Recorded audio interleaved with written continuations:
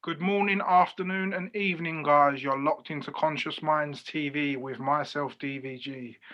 And today, my special guest is Philip Daniel Miles, and he's someone who I've been following for a little while. I came across his work through watching Brother Santos Bonacci's videos, and yeah, Philip is definitely a good astrologer. And as someone who's into astrology myself, we've been speaking for a while, but we thought it'll be good to connect and do a show together. Thank you for taking your time to join me, brother. I really appreciate connecting with you and look forward to talking to you. Thank you so much for the invitation to hold the space and for the connection and to broaden and deepen our relationship and our exploration of astrology and the cosmos in general. Sure. Before we get into the discussion, let people know where they can find you on social media, whether you have like a Facebook page, YouTube, Instagram, or any other platforms that you have. Cool, thank you. Yes, if people are interested in getting hold of me or my content is best found at YouTube, Unifying Perspectives, where I have videos up every single day and a playlist of over 100 different interviews with various astrologers from all different parts of the astrology world as well. So whether it's Chinese astrology, Vedic astrology, Babylonian, or even more evolutionary astrology of the modern time, there's something for everybody. Also, you could check out my Instagram, which is at Philip Daniel Miles, and I even have TikTok, which is at Unifying Perspectives. Cool. What I usually like to ask my guests is, was it a specific time in your life that you got into looking at more transcendental stuff or spiritual stuff or astrology or looking at alternative subjects, or was it a gradual process? Like for me personally, I guess I could say that I was always into it, like subconsciously, but actually like pursuing it. My journey started in 2013 when I started experimenting in using cannabis. Was there a defining moment for you, or was it like a gradual process? I would suggest that it was a gradual process for sure, many different layers. And I was, firstly, with regards to awakening, I would suggest that a few jolts would come from the awe-inspirational situation of finding about 9/11. That's very intriguing. And also, you knew intuitively if you got now, looking back at such events like that, and I remember when Princess Diana died as well, that would be these are the major flagpoles in wow situations that were impactful. And it was thrilling as a child to grow up through those. It must say, when some people might say tut tut to that, but it was great stuff. And so, but these things were conscious changes in the collective. But actually, watching the Alex Jones videos a few years later about like, the Obama deception and Endgame, that's what took me on my first journey. And then after that, obviously, that was quite intense. And so we soon learned about like the addiction of the intent of that type of energy and how that isn't good. It's a bit like looking at politics all day in general. You're just going to end up frowning. And so I wanted to seek more joy, and I somehow came across like I know the interest in Kundalini yoga, not really understanding that, or aliens, and like going into psychedelics and things that's interesting. And so I was partying a lot and things like this.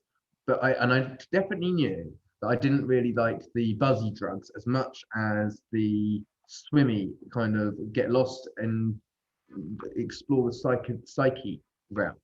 Yeah. And so that was something which I recognized. And the idea of smoking weed initially was for me a disappointment in the thing. I mean, I got the giggles and things and took me crazy when I was a young man, but like I thought it would take you to another realm.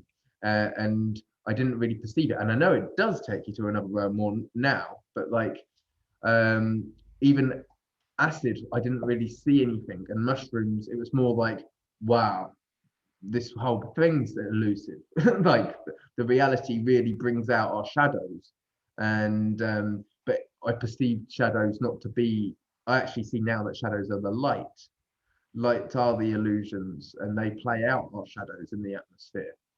And so now, through these reference points, which were in a sense lost this in these explorations, in like party atmospheres when I wanted to be having a spiritual experience, I can now quantifiably see, having more of an educated eye on metaphysics, what they meant and how meaningful and deep they were and are.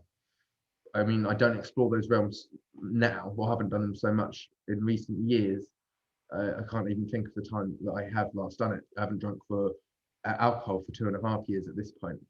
But I would be open to a mushroom experience or something like this, a DMT experience, something like that, if it was to come around with the right company and the right setting. Yeah.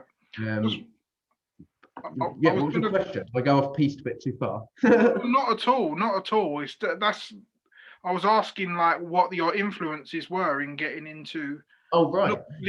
Looking into these subjects, but no, that's fine. Like what I was going to touch up on is one of the things you mentioned about Lady Diana. The day that she died, I had a really, really freaky experience, and I just want to share it with you. I was in Cyprus with my mum and dad as a youngster, and we was by the beach, and by the beach there's a restaurant, and we was eating in this restaurant, and a car pulled up, and it was a UN car, and a lady come out of it, and like it was a blonde lady, and I said to my dad, "Is that Princess Diana? It really looks like her." And he's like, "Yeah, it does." But then when she got closer, we obviously saw it wasn't her. So anyway, we've spent our day out at the beach and whatever. So it's like now, like 8, 9 o'clock. So we've gone back home. We've turned on the news, and literally the first thing we saw was that Princess Diana had died. And it was like, it really freaked me out because I know is it just a coincidence? Was it more of a message? I don't really know. But I remember that day so clearly. It's obviously you can never forget that day, but I remember that was like a really freaky experience for me, even as a youngster, obviously. And back then I wasn't into, or I never saw the world how I do now. So like that was a really intriguing experience. And going back to what you were saying about like the partying and all that, the same with me. Like I used to go clubbing with all my friends and just the usual stuff. And but I only used to drink back then. I've never used to like smoke or use cannabis or nothing. I was just strictly a drinker. But in 2012, I had a quite, I guess, defining moment in which, you know how you say you do these stuff, but really they mean something. I had like an experience on alcohol where I got so drunk, which I never usually did, that like I think I must have got alcohol poisoning or something. But the following day, after I'd got so drunk, I saw pictures of myself doing things that I would never ever do, and I was like, oh, wow, the spirits literally took over. And then after that, since then, I've probably and that was in 2012 of September. Since then, I've probably only drunk like 3 or 4 times ever. But then it was in 2013 when I went to Amsterdam on my own, and I wasn't a smoker, and I thought, I've come on my own. I need something to kind of occupy or to get social with people. So I just bought a pre-rolled joint and smoked it, and literally since that day to now, like my whole life has changed, and I've got into like looking into esoteric subjects and spirituality and just trying to I've literally like done a total like 360 and left my old life behind, and like just started on this journey, and I've got into astrology, I've got into like astrotheology, numerology, health, all sorts of like esoteric and spiritual subjects. And through it, I've connected with so many great people and so many like minded people like yourself. Like, that cannabis experience was such a defining moment. Like, but it's when you weird smoked now. it, like when you smoked it then, just like what were you seeing differently? Were you like, wow, I perceive a social situation differently, or were you reading or and seeing some perceiving a deeper level to the text that you were? What was it like? Were you on your own? Did you go back to your in Amsterdam? What did you do? Did you just start talking to people? Yeah, I just like was talking to all the people in the cafes and stuff, and like I initially went over there because I used to DJ like house music, and I recorded loads of CDs, and I was going to give them out to like bars and clubs to just see if they liked it, to try and get, and that was kind of my selling point of getting talking to people. But what I just found is just I found like when I smoked it, like it was like this euphoric sense of happiness. It's just like I don't know, it's just like I could just connect with people much better. Whereas before, like for people who knew me before, I was quite a shy and like rigid person. Whereas once I used the cannabis, it's like almost I shedded my skin like a snake and like a new person came out. Yeah. And then after that as well, I just could not stop researching. I was like watching stuff like Zeitgeist and like all the like main stuff that everyone first watched. And then it led me into other things. And then I was watching Graham Hancock talk about precession of the equinoxes. And then I thought, what is that? Like, I didn't know back then. And then I just typed it in, and the first video that came up on YouTube was from Brother Santos. It was called Know Thyself Part 2. And when I watched this video, brother, it was like someone slapped me like really hard out of a dream. And I was just like, where he explained the sine wave and how it all worked. And that was like the defining moment for me to like really take that initial spiritual journey like to like the next level.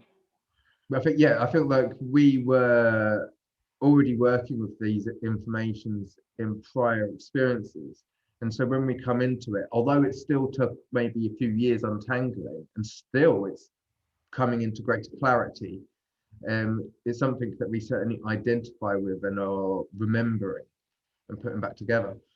So you went on to like study in one of Santos's schools regularly, didn't you? And like we're doing video series with him back a few years ago. Is this correct? That's right. It was like the end of 2015. He Wow, this is back in the day. This is catalog, Yeah, vintage. so he was doing like a Skype group, and I asked him if I could join, and he said yeah. And then through that, I met so many great people, and they were like, "Oh, what's your chart?" And I didn't have a clue back then about any of all this, and they used to check my chart and tell me. And then once I got into learning about the chart, and for anyone watching this, please learn your chart because you can learn so much about yourself and bring the truth, like the true. I just found that, like, because I'm a Leo rising,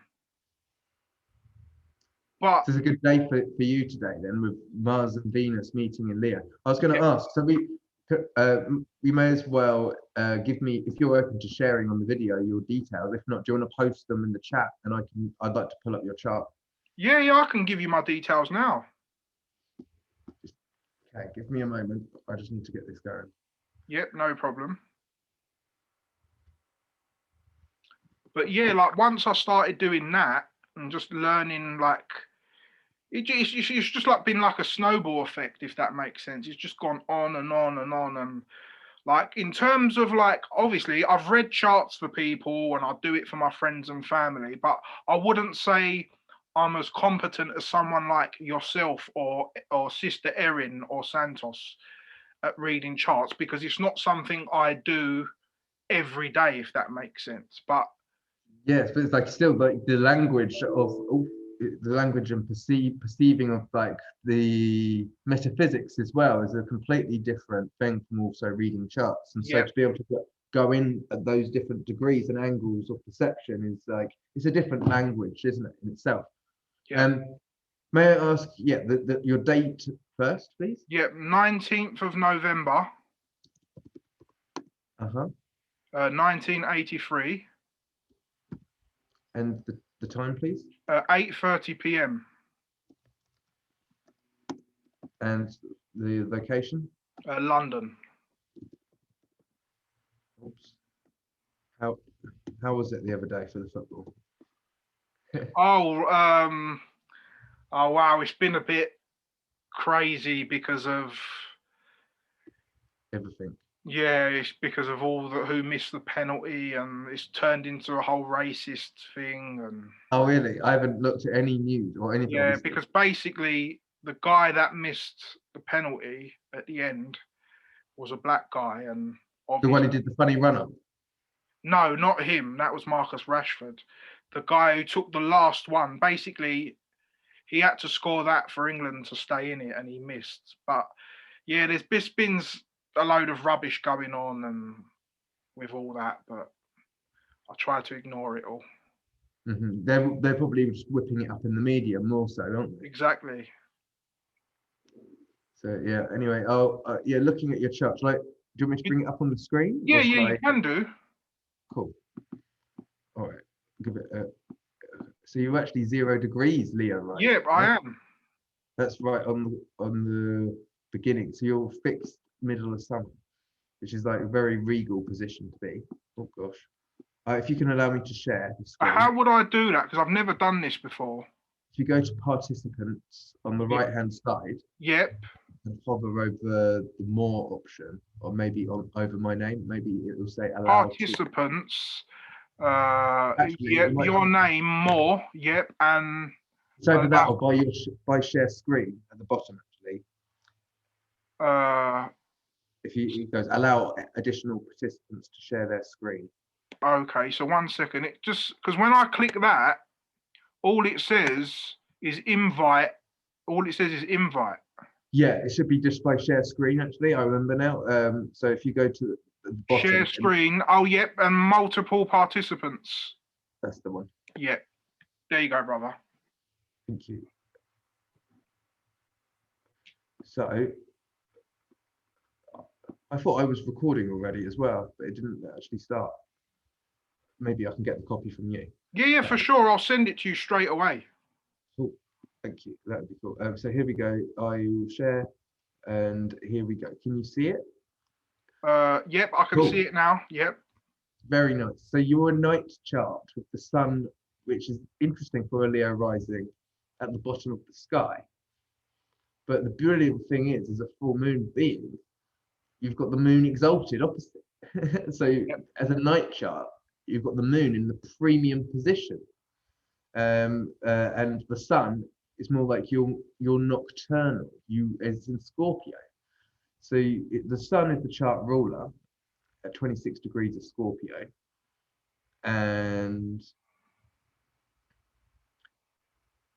so this is like you being able to go deep into the hidden things within your family or like your local vicinity, deep and research into the occult Yeah. and break You're down. using a whole house system, ain't you? I am indeed, Yeah. which is quite useful for a 0 degrees ascendant, but it might be a slightly different to what you're familiar with. Yeah. And maybe put your Mars in a different house. Look at your IC. So your IC is like obviously in the 3rd house here in Libra, next to Venus, which rules Libra, but Mars is there also. But Mars would often be falling into the 3rd house there, like with that, and you would it be? And Venus would be in the 4th house, but they're both in the 3rd in this whole house representation with your IC. The IC is like where our parents came to meet, to get us into the world. It's like even our sacrum, the bottom of our spine. And so Imam Kolite, or the nadir of the chart, is like we can recognize that actually maybe your parents were visionaries, Libra, or maybe they came together to create a bridge. Maybe they're from 2 different nationalities, or maybe different lines of thought. Mars and Venus are together in there, and it's funny. You hear me chuckle because they come together today. And so it's like a poetry when we find these things. And so it's very nice. It looks like they would have just had the conjunction, considering Venus is often moving far more fast than Mars, but it would depend on where they're at in their cycles, to be honest. But yeah, Mars rules your your midheaven in the ninth house, so you could work in different countries. Again, you could, if your parents come from different nationalities, you could have different passports to different countries, giving you the ability to work in different countries or identify with different things. But also schools of thought, higher learning, going into all the things that we're banging on about so far with regards to esotericism and astrology and metaphysics and spirituality. And so you can act on impulse with regards to these types of things. It really brings out the alpha and the omega, because of it's like Aries and Libra. And so you're very receptive to exploring different things. And this is very powerful. Also the moon, Venus, excuse me, with the moon and Venus's sign, you can recognize that you very much magnetize things towards you. Would you suggest all of these things are quite particular about you? The only thing I would pick up on is where you were saying about the parents. My parents are not from two different nationalities; they're from the same. But that's about it, really. That would I would say is different, if that makes sense. Cool. Thank you for letting me know. Thank you. Yeah, that's fine. Also, it's more things, lots more to unfold, obviously. So I'm going to keep going. This is fun. So you've got your Mars sextile your ascendant, which is very activating, considering you're a fire ascendant, and you've also got the Pluto square it. And so this is you like to transform your sense of self. As you said, you were a house DJ, maybe a little bit more shy, and then like you've transformed what your exploration is. Also, I know that you were a chef, but you're also obviously into these types of occult explorations and specialists at them also. And so there's lots of depth to the changes and to the different layers that you are able to express. But people on the surface might not know all that stuff, but as a lunar person, it's quite appropriate, right? Yep, definitely. I mean, I do have a lot of. I have been a person that has kind of jumped around quite a lot. I mean, I do find that I can go from one thing to another. I'm like that with even with like groups of people, for example, because it's like I'm a part of so many, like on WhatsApp, for example, I'm in about 5 different groups. So like I can kind of jump around to different things, if that makes sense. But it's interesting, like you reading it from this perspective, because I've never read my chart from this perspective, because obviously I just use like the Placidus system. Yeah. So, for example, my sun is in the 5th house in the other chart, and my moon is in the 11th house.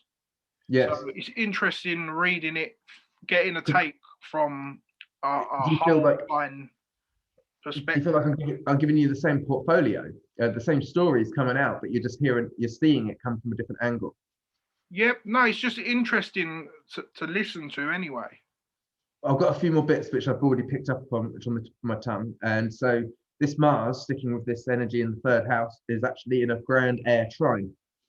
Venus is too, really, but like Mars specifically, with your descendant and with your Chiron. And so this is very big activation in your community and in your social spheres, as you've been talking about. And so you can bring healing energy, and also it can be daunting in a sense because of a number of maybe different people that you meet. It's also going to be isolating for the amount of intelligence which you may bestow sometimes. And so this is why you need to be such a social butterfly to go here and there maybe. Do you reckon, is this like something which you experience at all? Because like this is the genius, as well as social spheres, it's our genius, the 11th house. Yeah. And so with the trine to Mars, like into Chiron, it's like sometimes, we can never truly put ourselves in someone else's position because this is a solo journey in this world, but we can relate to people to certain degrees when we actually manage to meet people on our level, which is sometimes a challenge, I've found, at least. Yeah. I find that, you know what you said, what did you say about isolation? You said something about isolation. It can be isolating when we're on our spiritual journeys. Yeah, see, I was talking to someone before I come on here, and I was just saying that, like, I feel like I've come to a point where, because I've gone so deep into my studies and my view and the way I see the world, I kind of find it hard to, like, associate with the everyday person. Not because I think I'm better than them, or because it's not like an ego perspective. It's just that my view on the world has changed so much that without people like yourself and all my online community, I would really be lost. So I'm really grateful to have you guys, like people like you, Santos, Erin, and many, many other friends that I have who give me some sense of, not in a way that you guys, like, I can release on you guys, but it's just, like hence Reflection. saying your vibe attracts your tribe.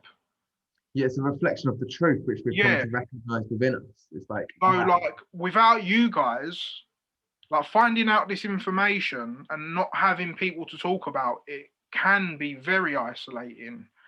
But well, this is another thing which is echoed in your stellium, which is the last thing to break down, really. yeah, In the chart. And this is fantastic because as a Leo person, you are pregnant with creativity and the yeah, wisdom of creativity, and you've got this gift there. Firstly, of the South Node at 16 degrees conjunct Jupiter in its own sign. yeah, That's the whopper of like wisdom which you have. You're harboring in a sense within you. And so, not only that, it's flanked by Neptune on one side on the galactic center degree, 27 degrees. So that's a very cosmic connection to source.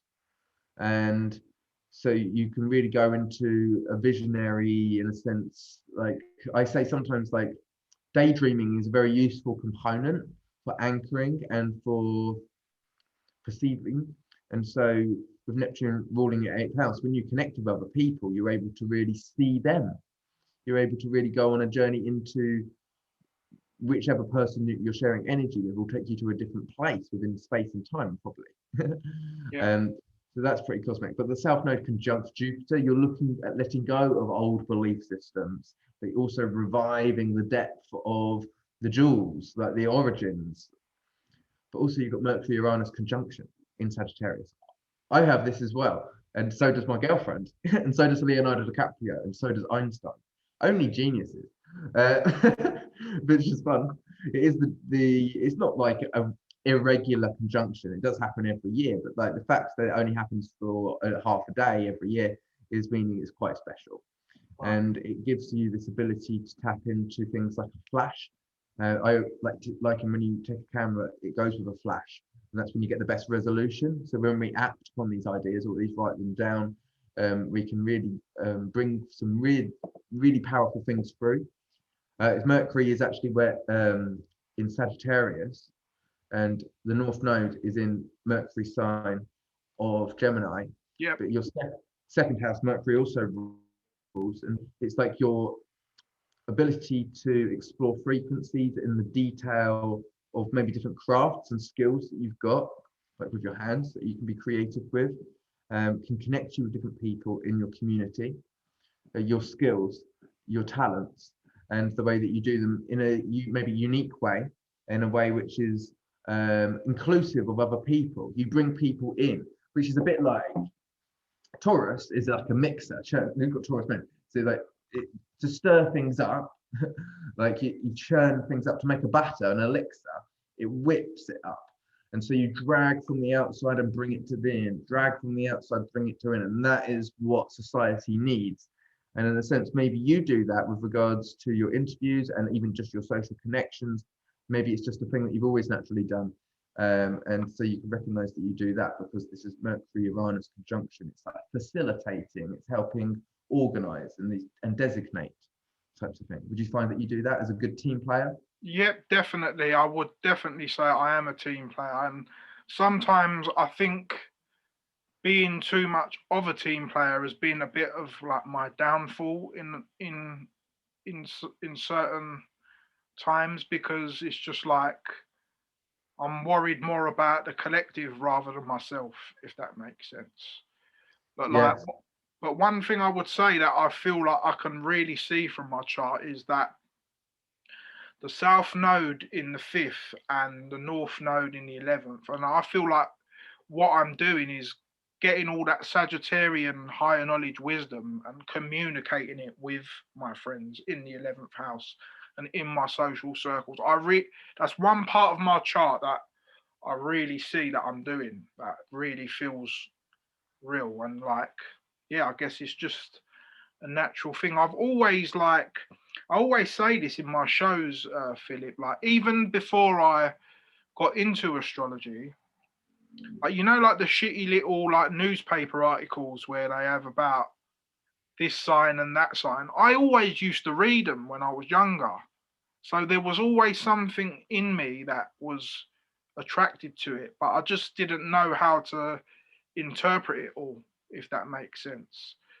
But So I definitely, like a lot of people, like even a friend of mine said to me, even before she saw my chart, she said, "Oh, I saw a dream, and in the past life, I see you as like quite a devoted monk." She said to me, and of someone who was had a lot of spirituality. And I said, "That's funny actually, because I do have Sagittarius, my yeah, South Node in Sagittarius, and and also I've also got all them stellium in Sagittarius. So, and I love like higher knowledge and wisdom and religion and astrotheology, and it's there in my chart at the end of the day. So that part of it, I do the 11th and the 11th house and the fifth house axis. I really do see that in myself. and like with the Neptune as well on the galactic center, like the devotion to the spiritual cause. Also, I love that because the moon is exalted. This means that your 12th house, which has got nothing in, but like Cancer energy, is like this feeling, like you're guided by your feelings, and that's like your connection to the source. Like the 12th house, your devotion to the like being a maternal gatekeeper for the collective kind of thing. Wow. Yeah, I'm current. Oh, yeah, like, I've been feeling like obviously I'm going through my 12th. The sun's transit in my 12th house at the moment, and like Yeah. How do it. you feel about that? As that's your chart ruler by transit in your 12th. Like, does it feel like it's the end of the cycle? Bit ready? You're going to be born again in a couple of days. Yeah, Like, exactly. collect a few So, £100 plus go.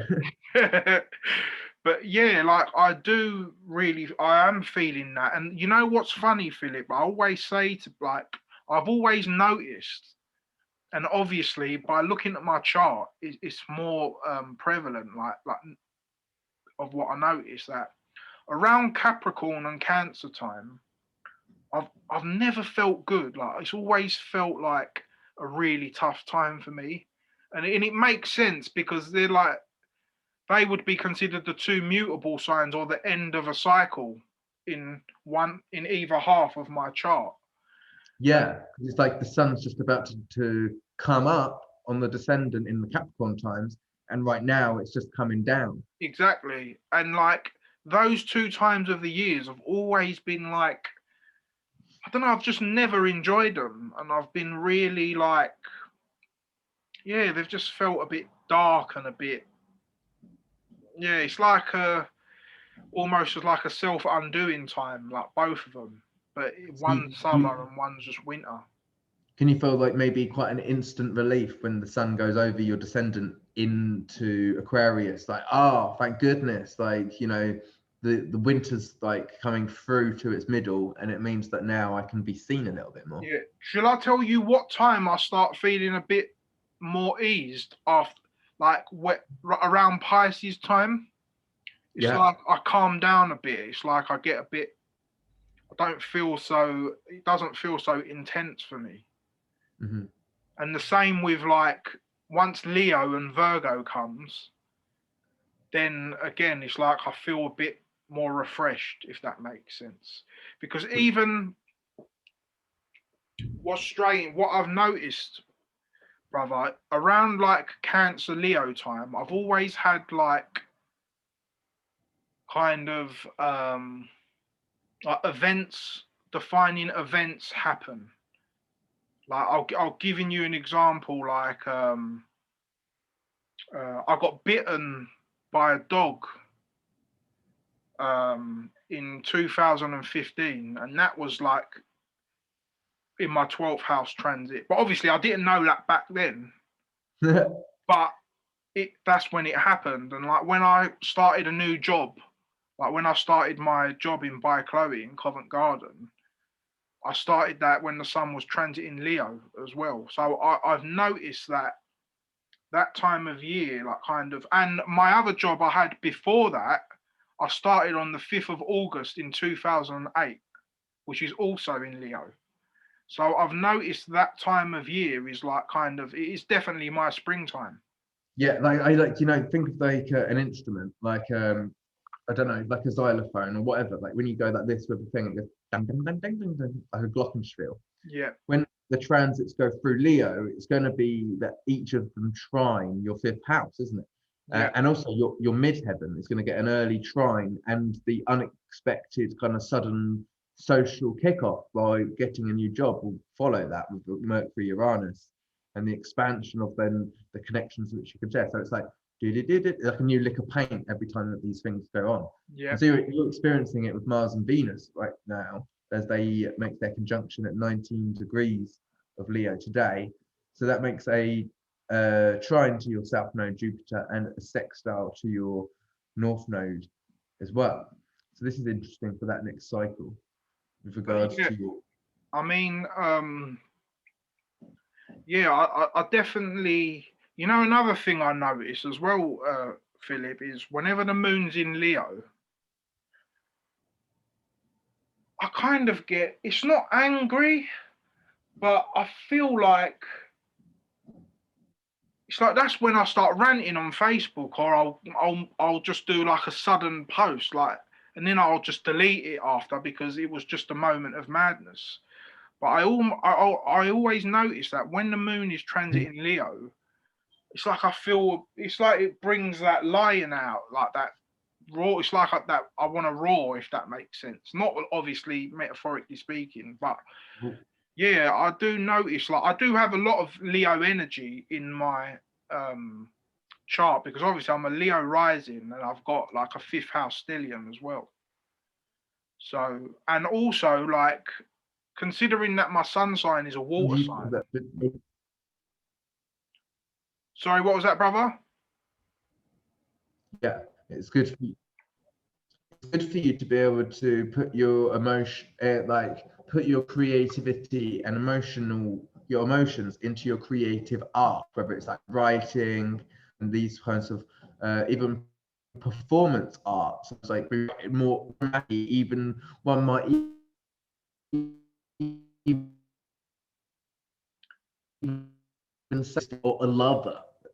You know, but like like our relationship with darkness, I like to write like that, and like it's a relationship kind of thing which we have with darkness, and how that empowers us to connect with ourselves more deeply. This is a practice which I enjoy, and so that can be to release collective like bullshit, collective old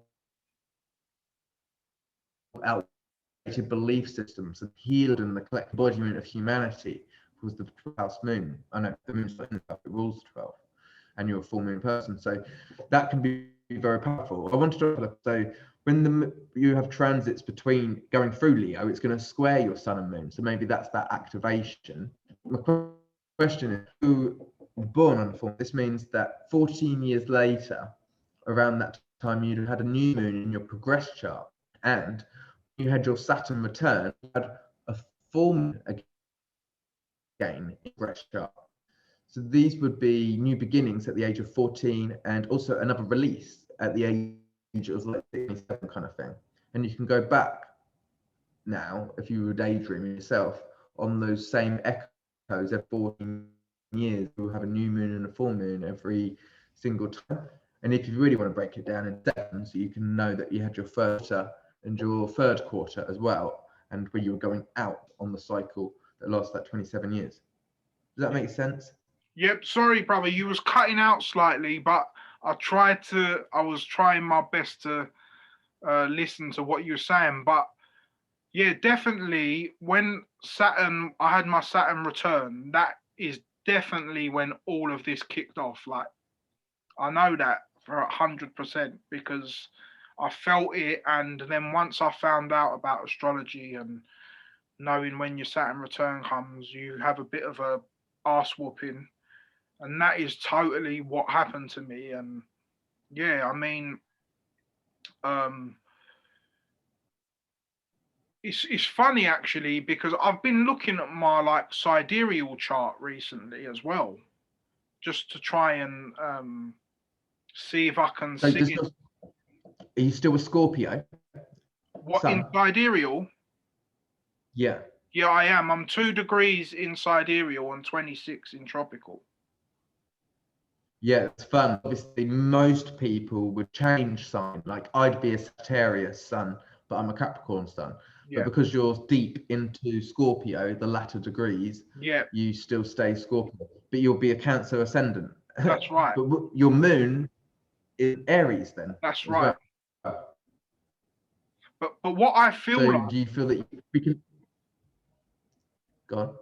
I was gonna say, brother, what I feel like is I feel like from what I've studied looking at sidereal and tropical, I feel like the tropical, our tropical chart is our public self, and our sidereal chart is our internal self. Because I find that internally, sometimes my energy, my emotions, does feel very Aryan and Martian. But in terms of projecting it outwardly, I'm not really like that. I am very like Taurian and quite grounded in my emotions. Yeah. Do you get what I mean? But physically, like So for instance, personally, I feel I can feel that Aries moon sometimes, like so in you feel from my maybe like sidereal chart. inside. Maybe you feel. So this is like a question. This state. Do you feel like you could be maybe more Aries moon to self, like how we speak to ourselves internally, but maybe when we're sharing with other people, we can be much more considerate, or Yep, we put our best face on, and so exactly. we maybe more charming. Yep. It's also as well because in my sidereal chart, my Mars is in Virgo, Mm, but obviously it's in Libra in my tropical chart. And yeah, congenial. yeah, and I just find that I kind of come to this is like my own conclusion. I'm not saying this is true or it's fact. I kind of feel like we have two personalities and we have this like internal and external one. And it makes sense that um because obviously the sidereal one is based on the moon because of the the 27 nakshatras and stuff like that. So it is a bit more internal and a bit more emotional, whereas the tropical one is based on the sun mainly. So it's how you express yourself, and I really see that when I look at both charts. And also that stellium in Sagittarius in my tropical one, in my sidereal one, it's in Scorpio. And trust me, internally, sometimes, like obviously, Scorpio is such an intense sign. And there are times where like I feel so intense internally, but obviously I don't project it outwards.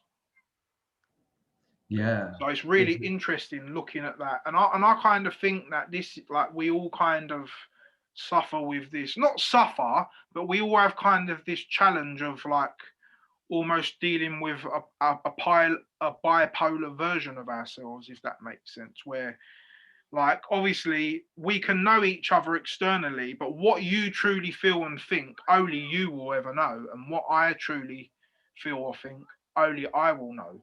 So I kind of that's how I kind of use the two systems, if that makes sense. Like I feel like the sidereal is the internal and the emotional and more mental self, whereas the tropical is the more expressive self. Yeah, I think that's a good way to diagnose the energy, and it's a good way to be able to see the value in both of them, because I don't like to think that there is only one way. As I say, like, platforms unifying perspectives, seeing the value in all of the different spectrums, and rather than clinging to one, then we have blind spots. So it's good to be Yeah. able to flick lenses or change different angles. It was even interesting you reading my chart in a whole house system because I've never read my chart that way. So it's always good to get a new perspective or a different way of looking at it because in my tropical in my Placidus chart, my sun falls in the fifth house. So that's like I have my sun, Mercury, Uranus, Jupiter, and South Node all in my fifth house in my Placidus chart. And Neptune, the Neptune in Sag just falls into the sixth in my other chart. But yeah, it's always good to get another perspective. And I don't never the way I look at things now, brother, as well. I don't look at things as oh that's right or that's wrong, or even if I don't agree with it, it's just information that I can work with. It's like, for example, like I'll just give you an example. Like you see, like the whole shape of the Earth subject. Mm-hmm. Like I've looked at flat Earth, concave Earth, square flat Earth, disc flat Earth, globe. There's so many different models, but my aim of looking at them was not to see which one is right, but just to see how different people envision the universe. Because it's just interesting to know that oh, it's interesting how he sees it, and it's interesting how he sees it, and how this way, rather than arguing with people saying, no, no, no, this is right and this is wrong, I would just like to understand a person and their perspective. I don't necessarily have to agree with it, but it's just showing, it's almost like trying to go in someone else's shoes and see it from their perspective, if that makes sense. Yeah, I think it adds depth, and why can't it be more than one? Like maybe it can be for each one of us. Maybe we all obtain our own dimension, but share similar spaces as well. Exactly. Like what I'm saying is as well, like, um, hence the saying, life is what you make it. So to some people, if they want it to be a globe, it's a globe to them. To some people, if they want it to be flat, it's flat. It's or concave or whatever your stance on the shape of the earth is. I mean, in regards to that subject, like It can I be made personally, very real. It can be made very real. yeah, Like for those people, it is real, and we can't take it away from them. exactly. The only thing I would say in regards to that subject is that I don't personally believe that I'm on a globe spinning at 1,000 miles an hour going through space. I don't. But at the same time, I can't tell someone exactly where we are and the dimension of it because I will never experience the whole Earth as a whole. In my lifetime in a human being, I will not be able to view the Earth as a whole. So, and this is one thing that I think people have to kind of drop their ego and try and it's okay not to know where you are or not to kind of have a definitive answer. I don't. The only perspective I have on that subject is that I think the Earth doesn't move, and I think the planets and the the constellations are going around us. But in terms of the actual shape, whether it's square, flat, up, your guess is as good as mine. But so, and another thing I always tell people is, regardless of the shape, when you understand astrology, you can mold it to any one of them. It works on all of them. Once you just understand the cosmos and how the sine wave works, you can superimpose it to any one of them, and theoretically, it will still work. So Mm. I would say, rather to people, rather than arguing about the shape of the earth, I would say learn astrology and learn about the energies of the earth and the different vibrations that we have at different times of year, and learning your own chart and the way that what makes you tick, and then you will understand yourself better that way, and then you might come to a conclusion further down the line in regards to that subject. Yeah, theoretically, these cosmologies have been created, and they're plots and stories which we know can tap into, but we can create our own. And these are just ones which have just been perpetuated to the degree that they're known by an overall arcing theme, if you Yeah, will. And so we could go between the two, but like I feel like they're very much transcendent. We can recognize that there was cultures that knew to explore different themes and different varieties. We're just kind of freeze framed right now and stuck into a couple of different ones. exactly. Moving on, I was gonna ask you to let the viewers know a bit about like a bit more about your channel, and if you get, and like where they can contact you, like if you give out readings and what you're rolling within, or how you use astrology like currently. Thank you. Yes. Well, I love to teach about on my channel, like I love doing fun videos talking about metaphysics and cosmology. But I obviously will focus on largely on the academics of astrology as well, and teaching about the cycles. And so we just finished a Mars Venus cycle today, and that goes back to actually 2019. And so these two planets both went retrograde in 2020, which means that they actually had 3 opening squares. That's like having the first quarter moon 3 times in a lunar cycle. And this is much growing and much learning, obviously, which we did in 2020. And so now they've gone all the way around, had their opposition in 2020, and then the closing square early in this year, in spring, and now they have their conjunction. So it's the end of a 2-year cycle that started before we had all of the crazy different changes in the world. And so we're closing out such a massive cycle today and beginning a whole new cycle. But this new cycle will only last, it's a different, it's not going to last 2 whole years. It's because Mars and Venus are going to meet in Capricorn and then again in Aquarius in the spring before we have the 2-year cycle continued as it normally would.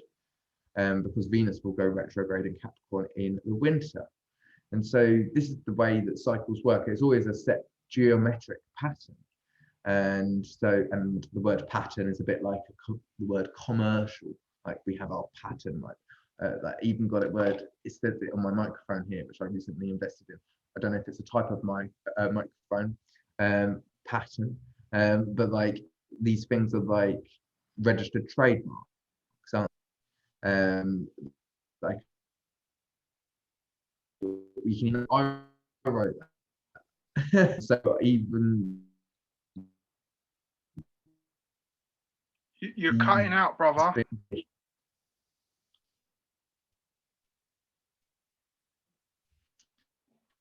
We have our own staples as people, these traditions and their patterns, even our signs, Libra or Capricorn, they've got, or Leo, they'll Taurus, they've got certain patterns which we go into, archetypes really. And so yeah, this is what I like to explore, but I do offer readings, and I read people's natal charts, and we look at each of the aspects like I did with you, to the planets like I did, and how it doesn't correspond.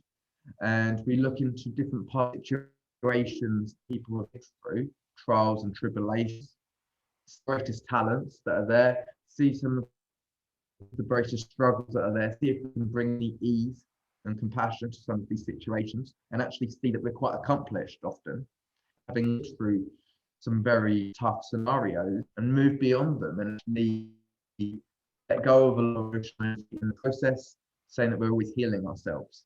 And so this is the value of a good chart reading. This is what I like to offer, a healing space for people so that they can enrich their connection to themselves, spirituality, to their past, and obviously to their future, but most importantly, to give them the presence of being comfortable now. And that's what I like to do with my chart readings. So if people would like to invest, you can go send me an email, which is unityaroundthecorner@hotmail.com. unityaroundthecorner@hotmail.com. And you can get that email underneath all the videos on my YouTube channel, but it's $200 for 1 hour. But this is something which is, you're not paying for 1 hour, you're paying for the opportunity to go back into your chart, because this is a recorded connection, and you're paying for all of the years that I've invested to really give you the opportunity to lift the vibration of what might have felt like doubt. But every day we drag in the doubt, but actually when we recognize all of our stories with mature eyes, I think, wow, I am my own hero. I have made it through all of this stuff. And that's the brilliance of astrology. It shows all of our greatest days and our worst, most testing days. And so it's really quite a beautiful journey, and I love to do that. And so I'm also teaching astrology workshops here in Mexico now, where I've been for the past 9 months. I'm also teaching online workshops as well with different astrologers in their different groups, which is really exciting. And it's the same email address if anybody would like to book me to teach workshops or for interviews or anything like that. Cool. One thing I would like to say, brother, is from watching your work, because obviously the first time I saw you was when you interviewed Santos a long, long time ago. But obviously I've seen you do many videos with him, and I've watched some of your videos and the ones you did with Aaron. And what I like about your style of astrology and the way you teach it, I love the facts, like you know the history of it, like this conjunction happened so many years ago, and like that's what I enjoy about watching your work. You're very you know about like the conjunctions and when they happened last in history, and particular events that happened when them conjunctions happened. That's what I find useful from when I watch your channel, just to give you a bit of feedback, basically. So because obviously we're all unique in our way of approaching astrology. Like with me, for example, I find that I lean more slightly towards like the astrotheology and the occultism side of astrology and making them type of connections. Whereas, yeah, like I said, your work like touches on like more of the astrology and the transits and when the last time this transit happened and the last time particular planets were conjunct in this sign. And I remember you saying about how the Saturn and Jupiter conjunctions were happening in was it in Earth signs before, and now they're going to be in air signs, right? Is that correct?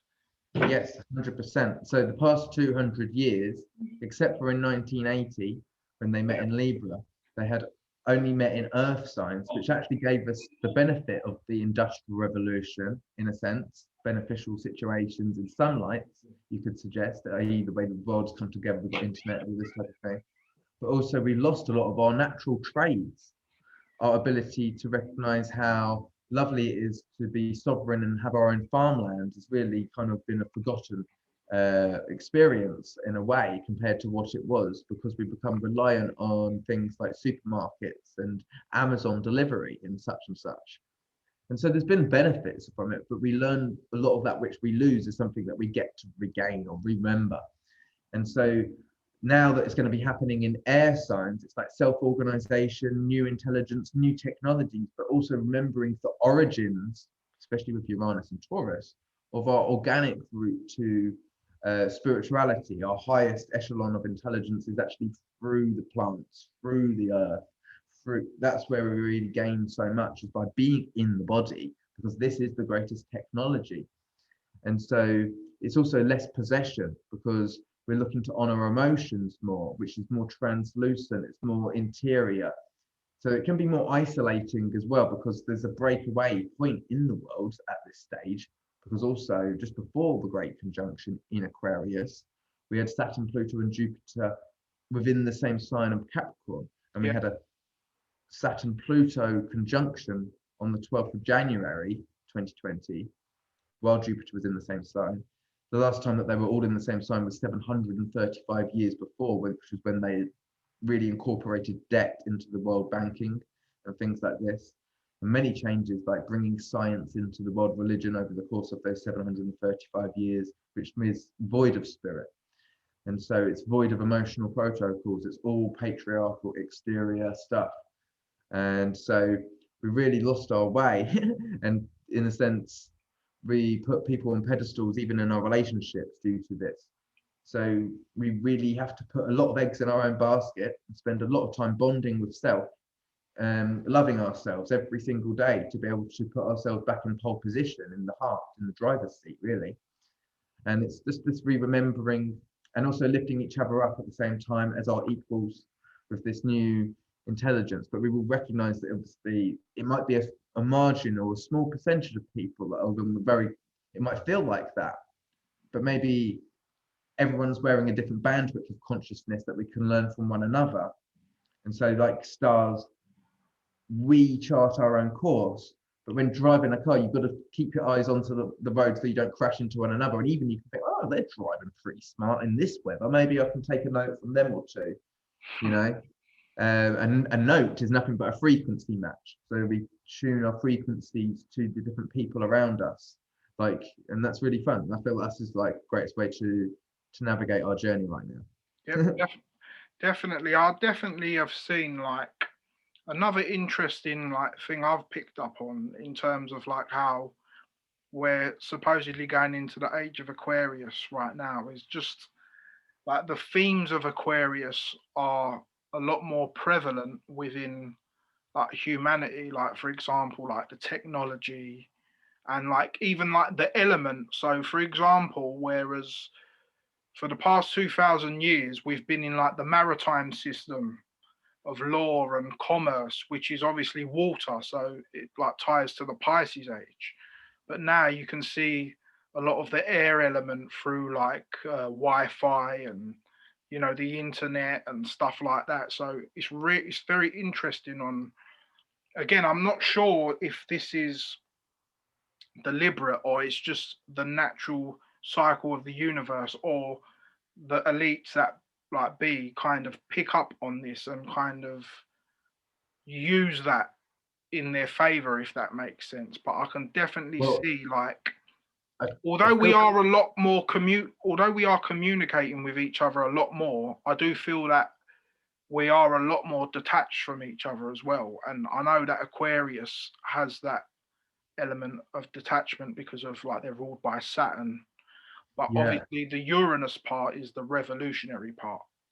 Well, even like Saturn in Aquarius now for a few more years, and then it will go into Pisces, which means the pressure will be off. But I feel like it's like just because Saturn's not home, it's like if a parent's home and they give a bloody good shouting to the parent, like give them a good old bit of training, people will stay regulated and police each other in a certain sense. So whatever's set by Saturn will set the theme for the next 28 years until Saturn comes back around, until it falls in disrepair halfway through the cycle. And so the regulations will be what is going on now. The new normal, the new squaring of even the changing of traditions is something which is going on right Yeah. now. But it will change when Pluto comes in and changes and shakes up everything, which will be in 2024. So nothing's going to stay the same for very long, which is interesting. So just I think it's very sensible right now not to maybe think, well, I want to buy a house. It might be nice to think, oh, I want to buy a bit of land, but do you ever truly own it? I think renting and just paying our way and not owning too much, being kind of light with our fingerprint and footprint is beneficial. I mean, I've got a few possessions here. Most of it's computer and microphone and clothes and stuff like telephone, but really I don't have much else, which is don't need much else really. Yeah, the same as well. Like what you're saying is kind of just to go with the flow a bit more rather than just to go all out, because obviously times are a bit uncertain. So you can make investments in self with regards to the talents and the skills. So like, you might want to learn a language, might want to learn about gardening or cooking, might want to learn about astrology. These are investments which we can take with us without additional weight. Yeah. Yeah, it's interesting. I was speaking to someone the other day and I was thinking about like the whole, like the current climate of what's going on and like the sign of Aquarius and like the water bearer. And I was thinking about like the whole scenario with vaccines and how Aquarius is a humanitarian sign. And I'm thinking again, I'm not saying this is true. It's just an idea that come with it within me, and I made a post about it. How like the powers that be are kind of using the Aquarian themes of pouring water or enlightening people, and like, I feel like they're doing that through the vaccine, where they are the water bearers, but obviously they're using it in a negative sense where Mm. they're kind of giving us the vaccine to kind of save humanity. If that, I don't know if you see where I'm going with that allegory. Yeah, I like it, and like, well, I don't like it, but like, you know what I'm saying? Like, it's on note, it's on point. Like, Yeah, and so that they have to be simulated. There has to be this reflection of the tradition, and in a sense, it's happening in different ways. Like we're sharing the waters in the conversation, and we're practicing it in all of our different connections in our day to days. Like when we brush shoulders with people in the cafes, where we're able to make eyes, where we notice that we aren't able to drag our eyes up to meet other people because we are all in that position from now and then as well. Often we probably might extend it more than the majority would, but you know, it happens to the best of us as well. And so all of these different things are integration processes, I suppose. yeah, But like with regards to the vaccines, like it's a very tough and tricky decision. With regard, obviously, it's a no-brainer. Like it doesn't mean it means that you've been overthinking it. If you really feel challenged enough to go and take it, it's it's the thing is you can't go back on it, and so that's the heartbreaker. yeah, Uh, and and so like I know people. My mum's had two. My dear friend who came to my dad's funeral, she's had a couple probably. And I don't know. Ask it's like how many E's have you had? What we would used to say, but like I don't really want to know, to be honest. yeah, Like because you know I don't want there to be these divides socially and people we love. Like it's a damn fucking shame that people who we put on pedestals, like the musical artists, sports people, they encourage it. They've been either gaslit themselves or they're gaslighting us, and it's just not fair. I've got a partner who's had friends who would encourage her to get it, or to beware, or to not dare go traveling, and that's like, well, it's hard to see someone who is getting influenced by people who may be ignorant. And so, you know, it takes a strong mind and an educated heart, really, to be able to be courageous enough to be standing in one's own truth. So I applaud and encourage everybody who stood within the truth beyond pressure, uh, just to be within the vulnerable state of their authenticity. yeah. Yeah, it is. It's like that's the only kind of like you saying about how like it's created a divide between us, like as people. That's the part of it. That's a bit. In a way, you could say it's a shame, but at the same time, in a positive, in a looking at it from a more critical perspective, you can say that you can kind of find out who you really are on par with spiritually and who you're not, if that makes sense. And It says a lot yeah, because and it's I a don't few things, doesn't it? necessarily like just because you disagree with someone, it doesn't mean you can't talk to them or you can't be in the same space as them. But it just means that your your connection or your relationship can maybe only go so far, if that makes sense. Obviously, I've had family members who have had it, which obviously But I don't like, but at the end of the day, it's all our own personal choice. And it comes down to even like who you would choose to breathe with. That's how real it is. And yeah, so, like, the thing is, like, there's some people which you would not choose to have a baby with at this point because of those situations, and that is a massive thing. Because if anybody was any skin color, it wouldn't make a difference to me. I'd have a baby with them. Let's populate the world, baby. I mean, like, I'm joking. It's maybe more of a choice with regards to who matches that frequency, but like, the point is that as much as you might love someone, that you don't want to bring in an ill baby into the world. And I don't think that it's healthy to bring a baby into the world if people have been vaccinated. I wouldn't Yep. encourage that. Yep, I agree. But I just want to say, Philip, thank you for joining me today. I really appreciate you taking your time to talk to me. Like we said at the beginning, it was long overdue. Just before we go again, just let the people know where they can find you on social media. Yeah, it's thank you so much. I've really enjoyed connecting with you, and like the conversation was rich. I enjoyed the exploration. So thank you so much for following through. If anybody would like to check out my YouTube channel, it is Unifying Perspectives on YouTube. You can find the back catalogue of work there. I started the channel back in 2011. So really, I was too shy to talk to the camera back then. So it's great to, it's a great practice, I would suggest, for anybody who's interested in building their relationship with themselves and just exploring something, whatever it is. It's good to keep it there. It's a good practice. But also Instagram at Philip Daniel Miles. And if you would like to contact me for a reading, it's the email is unityaroundthecorner@hotmail.com, and I'm happy to connect with each of you. Yeah, what I'll do is I'll get all the information off you and I'll leave the links in the description, obviously. Thank you. I really enjoyed this. Yep, likewise. And hopefully, yep, for sure. That's what I was just about to say. Like, obviously, this is our first connection. So it was just good to get to know each other and just to break the ice. And then I'm sure, hopefully, in the future, we can maybe concentrate on a specific topic, or if there's anything you want to talk about, we could just go there. See, I'm easygoing. I love learning about all things, so I'm open-minded. But thanks for watching, guys, and we'll catch up with you soon. Peace. Thank you so much. Cheerio.